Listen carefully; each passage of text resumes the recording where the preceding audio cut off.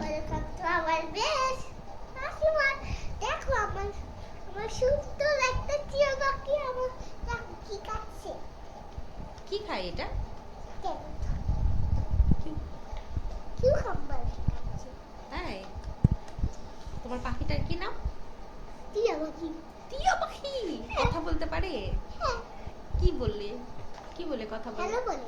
Hello বলে? ও hello বললে তুই তুই বলে। টুই টুই। হ্যালো বলো তারপর দেখ হ্যালো। তুই তুই তুই তুই। ও ওয়াও।